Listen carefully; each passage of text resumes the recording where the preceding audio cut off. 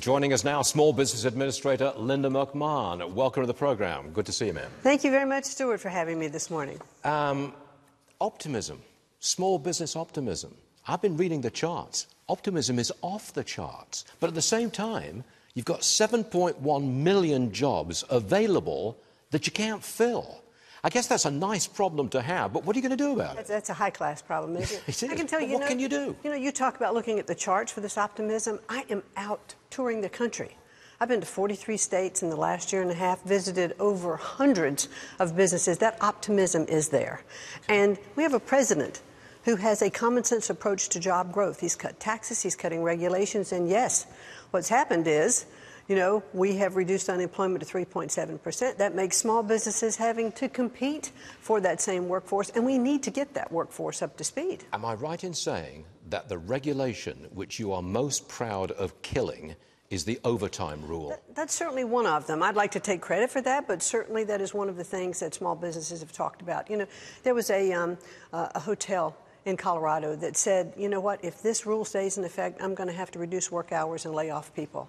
That's one of the examples. You had a Houston group of entrepreneurs who, once the overtime rule was no longer in effect, they proceeded then to go forth to open 15 franchise restaurants in Texas and Oklahoma because they now know what they can do, with those restaurants. So, is there a skills gap?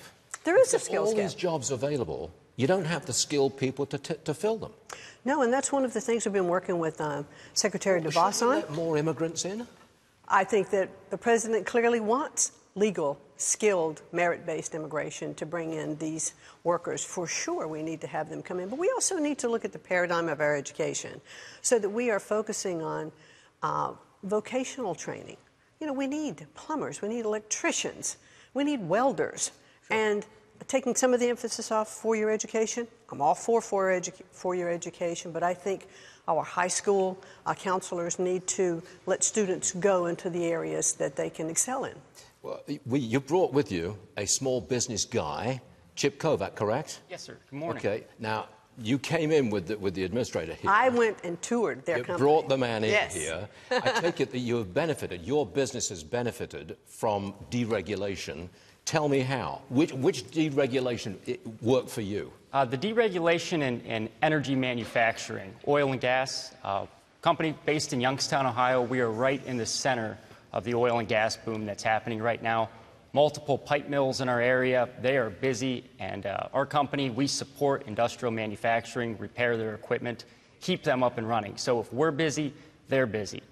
Right now, we are the busiest we have ever been. I don't know whether you were watching this program about 45 minutes ago, but Interior Secretary Ryan Zinke, he assured me that we're going to produce 14 million barrels of oil per day by 2020.